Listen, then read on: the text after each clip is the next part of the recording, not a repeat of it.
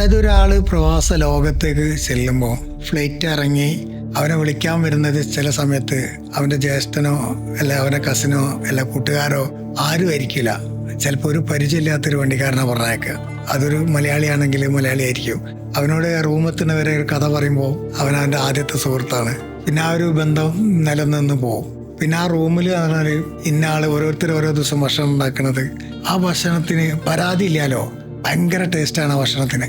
നമ്മളെ വീട്ടിൽ നമ്മളെ ഭാര്യ ആയിക്കോട്ടെ നമ്മളെ ഉമ്മ ആയിക്കോട്ടെ ഭക്ഷണം തരുമ്പോൾ ചിലത് ഉപ്പ് ഇല്ലെങ്കിൽ ഞാനൊക്കെ ഇടയ്ക്ക് ചൂടാകുന്ന ആളാട്ടോ. ആ ഒരു സ്നേഹം പ്രവാസ ലോകത്ത് വല്ലാത്തൊരു സ്നേഹമാണ്.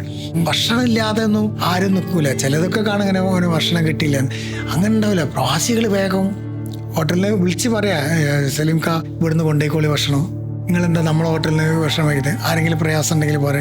അതിപ്പോൾ സുഹൃത്തുക്കളായാലും ഇന്ന ഹോട്ടലിൽ നിന്നില്ല, എല്ലാവരും അപൂർവ ആളുകൾ മറ്റുള്ള ആ ദുഷ്ട മനസ്സിലുണ്ടായിട്ടുണ്ട്. 100 പേരെടുത്തിട്ട് 60 പേര് ഫുൾ ഓക്കെ ആയിരിക്കും, 20 പേര് അങ്ങോട്ടും ഇങ്ങോട്ടും നിൽക്കും. ബാക്കി 20 പേര് എന്ന് പറഞ്ഞാൽ മറ്റുള്ളവരെ കുറ്റം പറയാന്നുള്ളതാ. പണിക്കും പോലെ വീട്ടുകാർക്ക് ഉപകാരം ഉണ്ടാവില്ല, നാട്ടുകാർക്ക് ഉപകാരം ഉണ്ടാവില്ല, എന്ത് ചെയ്താലും കുറ്റങ്ങൾ. നല്ലത് പറയണ്ട, എതിർക്കാതൊന്നൂടെ.